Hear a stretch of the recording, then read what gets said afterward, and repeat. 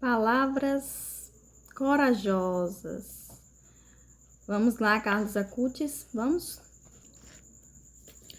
Na manhã seguinte, enquanto aguardam notícias do hospital, o clima do grupo não é dos melhores.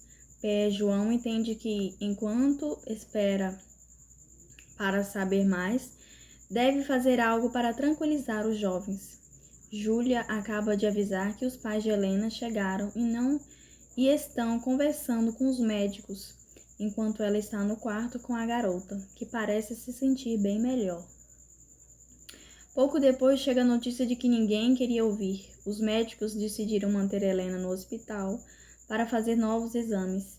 Sua situação deve ser considerada com cautela, visto que ela passou por diversas cirurgias cardíacas. Pé João relata que a informação ao grupo, sabendo que o dia será difícil para todos. Quando os jovens começaram a cochichar entre decepção e raiva, ele tenta pesquisar nos escritos de Carlo algo que possa ajudá-los. Depois de uma escolha cuidadosa, lê para os jovens. De qualquer ponto de vista que seja, a vida é sempre fantástica. A tristeza é o olhar direcionado para si mesmo. A felicidade é o olhar direcionado para Deus. Compreendo a decepção de vocês, mas acredito que essas palavras de Carlo Acutis podem nos ajudar, diz-lhes o pároco. Pelas palavras, Alex comenta ironicamente. O que quer dizer? Questiona Pé João. Quero dizer que, embora tenhamos confiado nele, não creio que seguir as instruções de Carlos sobre como rezar tenha mudado alguma coisa para Helena. E dessa vez,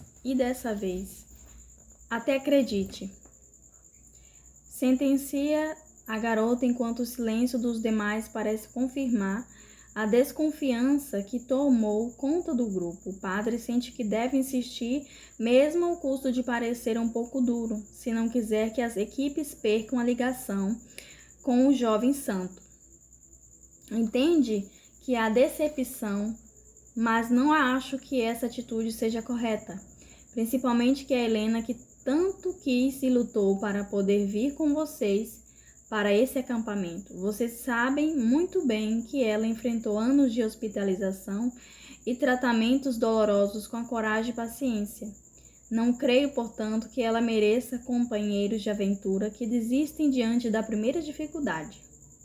Alex não consegue deixar de resmungar novamente enquanto o Pé João encerra o discurso, convidando todos a fazerem um pouco de silêncio e tentarem refletir sobre a passagem de tempestade acalmada do Evangelho de Marcos.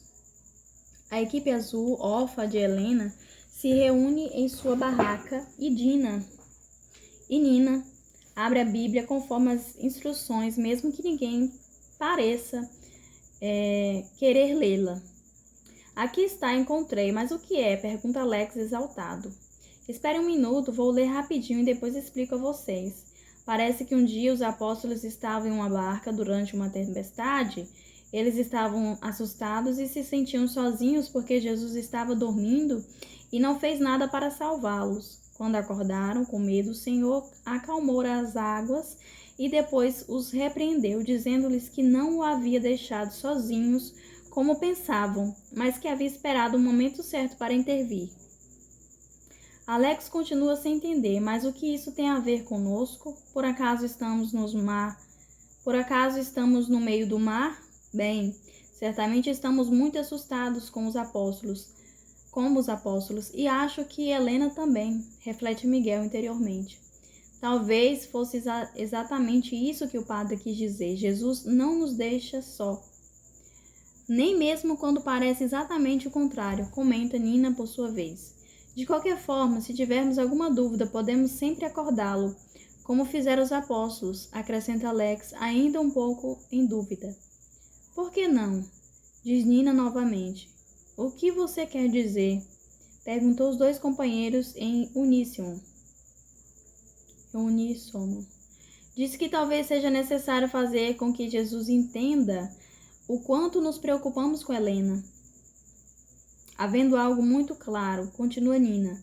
Vamos ao hospital, vê-la e não saiamos de lá até que lhe deem alta.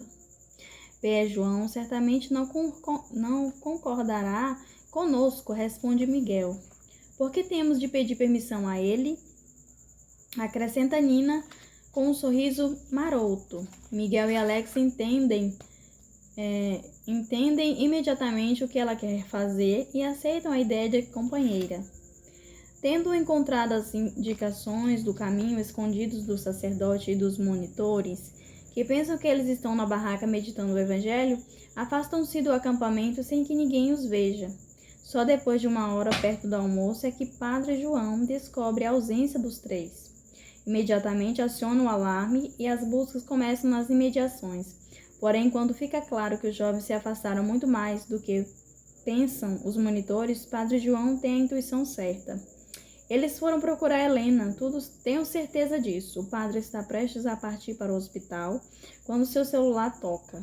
O telefonema confirma sua intuição. Do outro lado da linha estão os pais de Helena, que o avisam que em frente à entrada do hospital estão 2 garotos e uma garota empinando pipa como loucos. Sua filha os reconheceu ao olhar pela janela do quarto e, por isso, ligaram imediatamente para ele.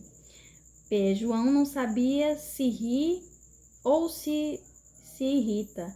Tem que dizer que a tenacidade daqueles 3 o surpreende e alegra. Por outro lado, sabe que terá que repreendê-los pelo risco e pelo susto que causaram a si mesmos e a todo o grupo.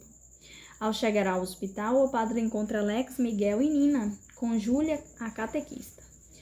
Eles estão com o rosto vermelho e evidentemente cansados pela proeza realizada, mas também felizes por terem conseguido demonstrar sua proximidade com a amiga. Ao avisar o padre, os jovens ficam ainda mais vermelhos, enquanto Miguel, estranhamente ousado, se adianta.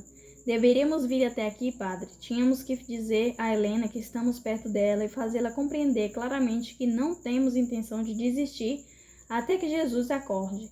Alex e Nina acenam com a cabeça, abraçando-o como se estivessem em defesa do grupo e de suas ideias precisas. João nunca ouviu uma interpretação tão original do Evangelho. Palavras corajosas para os adolescentes, apesar de tudo, por isso ele decide abraçar os 3 com força. Os pais de Helena se aproximam desse preciso momento e, surpreendentemente, anunciam que os médicos, apesar de não permitirem tantas visitas, deram, de forma absolutamente excepcional, autorização à filha para se encontrar com seus audaciosos amigos. O entusiasmo irrompe em gritos e pulos que os adultos tentam acalmar. Depois de recompor-se, o pequeno grupo segue em direção ao quarto de Helena. O encontro entre os 4 é verdadeiramente comovente. Com Nina não hesitando em pular na cama da companheira, enquanto os 2 garotos simplesmente se aproximam envergonhados.